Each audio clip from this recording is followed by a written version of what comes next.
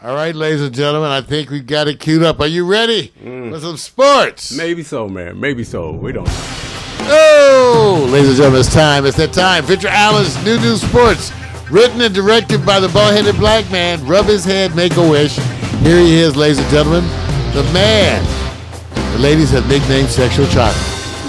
Ladies and gentlemen, here he is. It's sports time. Here's Vic. Yeah!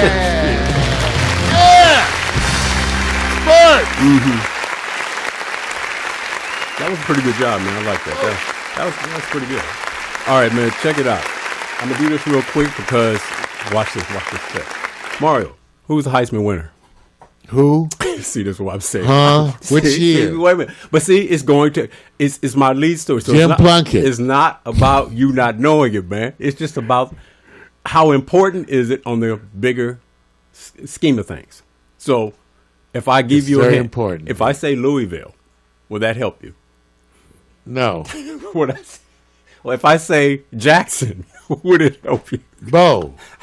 See, this is my say. This is the part that I'm saying. So neither would help you. So I have to go into a lead in that you can go, I'm going to learn as we go, right? So let me just say this. Show, Bo. Okay. So once we go to the website, once you get that all set up, I'll do what I call the soft lead in. It's ready. It's all ready? Okay. We had live at Facebook, Got too. you. All right. We're good then. We're good.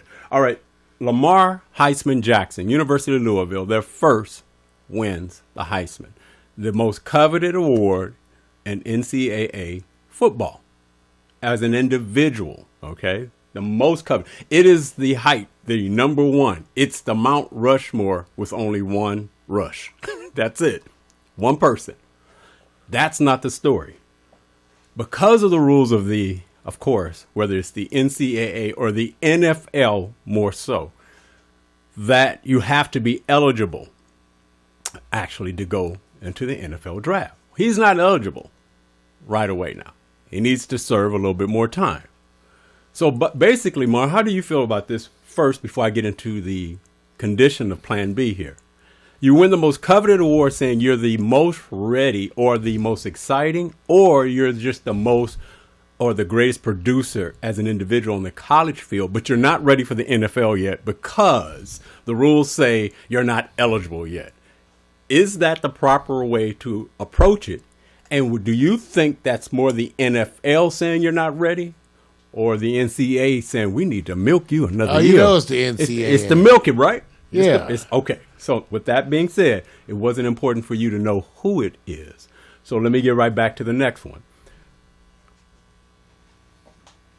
When you're the number one, you do know the philosophy of the draft is you make more money when you come out in the draft if you're in the top group. As you move down, you tend to go with the more winning programs because they have already been teams that's in the playoffs, the NFL. So you know how it is. The worst teams get the first or initial picks. My question to you, Mario, is this. Would you rather get your money, get that contract right out the gate, but know that you may be on what they call low production teams that have a history of not winning? And if I want to use an example, if we can show the display, I'm going to show you the display. Simply, the type of teams that we're looking at will be, I'm not hollering, I'm not screaming at you guys, Cleveland, Jacksonville, San Francisco, New York Jets, LA Rams, Chicago. So without anything else being said, let me just say this. Do you look forward to getting your payday, although you may be in oblivion at a team that you're sitting there that probably won't have a major market, probably won't get the type of recognition until you spend a number of years there? Or would you rather sit back and say, hey, take me later in the draft? I want to be on the Pittsburgh Steelers. I want to be on the New England Patriots. Well, it probably depends on what kind of skill set you got. Wait a minute. Some people just glad to be on somebody. Wait a minute. So wait a minute. I'm talking about the number one. If you're an elite person. Number one. Do you see? I'm drafting you. You're number one. You just won the Heisman. You know, there was a person named Manning who said, I don't want There was a person named Elway. I don't want to go to that team. They said money's not an issue. Money's not a big issue. I want to be on a winning program. And Mario, I realized something. You're an advocate for money's not a means to all the ends. Happiness is. So being happy is more important to you. So you would actually be the guy going, you don't have to draft me first. Draft me 28th. Put me on the New England Patriots because they get the later picks. That's right? Well, I'm just saying there's something to be said by joining a class organization. True. Yeah, it's true. And it all depends on the other factors, though, still. Right. So Lamar Jackson right now has to come back another year. Has to. What's the chances are that he will be as highly regarded this time? He reached the pinnacle of success. And how often do a back-to-back Heisman result do we get? Which his money will be affected. So if he doesn't produce as much this upcoming season, he actually stands to probably make less money. But happiness is all we want, right? That's all that matters.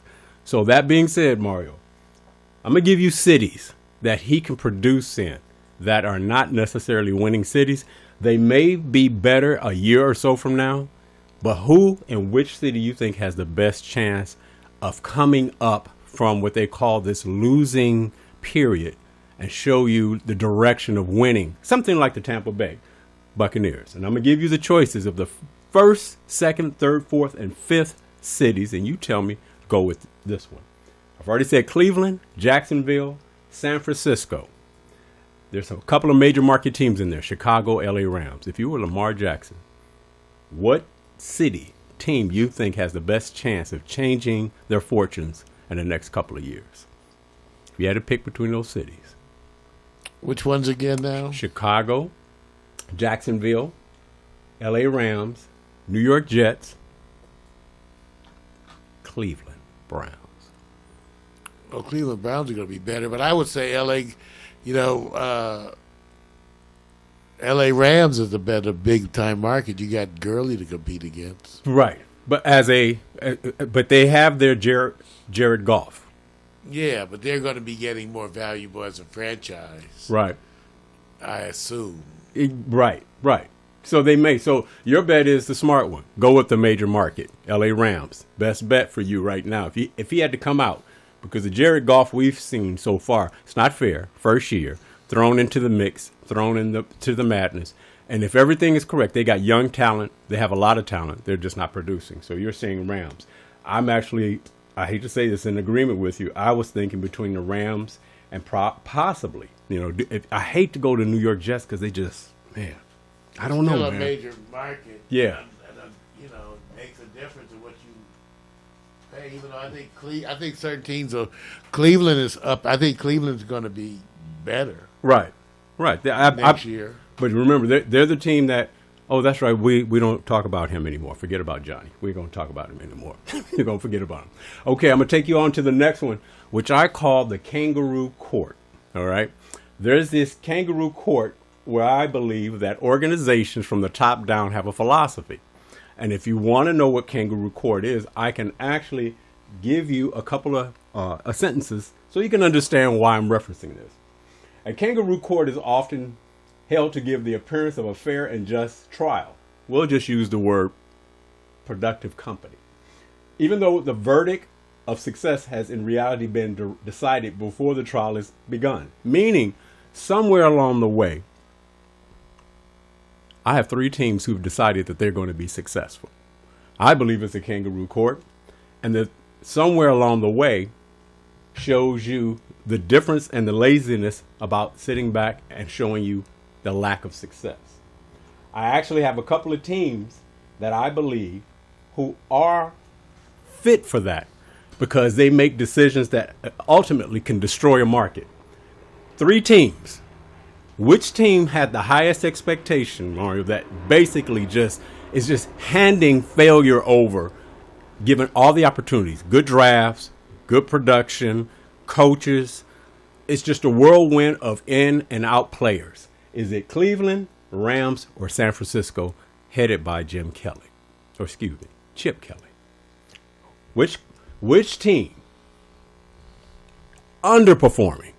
I mean, their expectations were very high. Who had the highest expectation and they're failing the worst? Who do you believe? San Francisco. Yeah, you're right. You're right.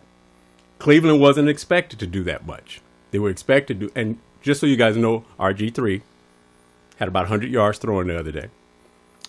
Quarterback rating, about 20. So that lets you know. So Cleveland, notice nobody's crying about him. The Rams, I'm not going to even talk about Jeff Fisher. I'm leaving him alone. Bottom line is, we need to fix it. So if we had to get a fix it is when you sit back and you bring in the ringer. So my suggestion to fix it is to bring in K-Row. If we scroll down, I want y'all to see K-Row. K-Row is what we're going to do for the LA Rams. We need to have somebody who's bashing buckets. We need players like this. We need players who are pumped up. We need players that... Do you know Gurley even said this? He said, we are playing like middle school offense. So if you're running back who's going, we're playing like middle school, he's already turned on his coach. So it's already happening. I want K-Row. K-Row is my man. Not necessarily a man, but a producer. Marty, let me ask you something. Jeff Fisher, will that contract be broken that is he signed for through next year with the Rams? You think he's going to be broken by the owner? Is he only signed through next year? They'll probably just go through it. Yeah. True. Just have to suffer through it. I think they'll keep him because I think if they were going to make it early, they would have done it before they got here. That would have been the thing to do. Yeah, they had. You know what? You're right. You're right. Or not, I guess. Maybe they. Yeah. Well, remember, they were looking to extend the whole season because they thought they were going to be more successful, and then announced that he had already a year on his contract, and it would be celebrated. But since people was calling for his head, they said, well, we're squashing that because he has a 2-year deal with us. No big deal. We'll see. I still think the owners can change up and buy out the contract and move on. And it looks like they got to buy out. Well, they can. Yeah, they can. Easy. All right. One quick question here. Moving on to the NBA. If LeBron, if James Harden, if Carmelo Anthony, if you just name it, Klay Thompson, if Kevin Durant, if anyone actually was getting multiple triple doubles, would it almost be a cinch that everybody's talking about there? Far and away, those players will be leading as the MVP, hands down. If that's true, why are we not signed off on Russell Westbrook? He just had his consecutive 7-8 games triple-double snap yesterday, but he scored 37 points. He had, I think, about 12 rebounds, maybe 9 assists. So he just barely snapped his own record. Why are we not sold on Westbrook? Is it his history already, man? Are they already hating? Well, I think it has to do with people still not giving him enough credit as a contender. Oh, as the team, you're saying? Yeah. Okay. And usually the MVP is going to come from a team that's going to be... That's producing. Well, they just tend to pick it from the championship team, actually. They tend to. True. So, and I'm not saying I don't understand why... Okay, I do understand that you have to have things that transfer to winning.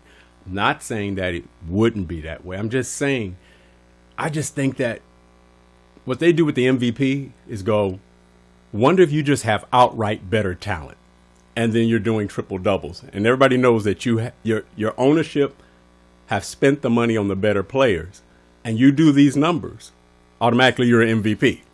But if you're the most valuable on this team, and the rest of your players are not that good, they penalize you and say, well, you guys are not winning. I said, well, that seems like that's a sliding scale based on talent, and everybody knows the owners pay for the better talent. So I think he's being hurt. I do, because there's nobody else on the team you even think about scoring. He has to. If he doesn't score, nothing happens. And he's going to have a bad game sooner or later.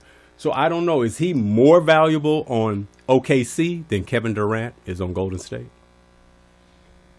Well, again, if that's you have to define. That's not the way they define the most valuable player. Never has been Right. defined in those ways. So it's never actually been, because like you said, it could have been the best player on a losing team. Right. And he's having them produce, but he has to come play almost. If he has a bad game where he has 15 points, 6 assists, and 7 rebounds, they're probably going to get blown out unless the other players step up. And when you go look at the stats for the other players, clearly he's a one-man wrecking show. Yeah,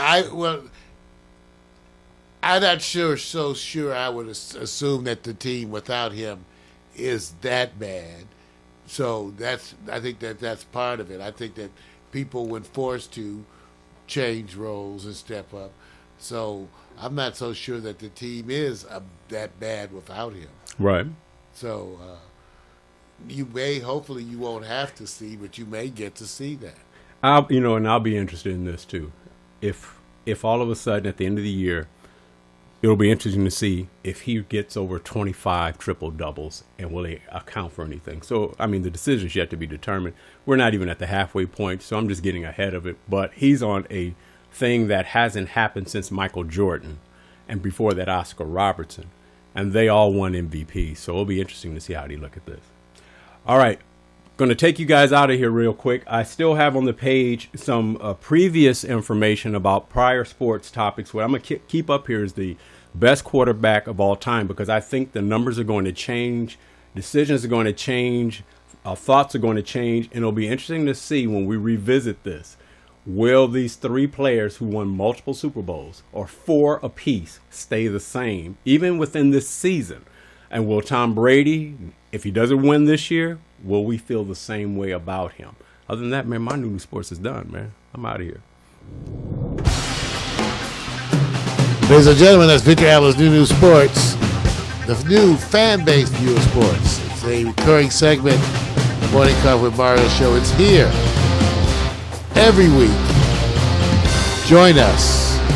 Remember to dress appropriately.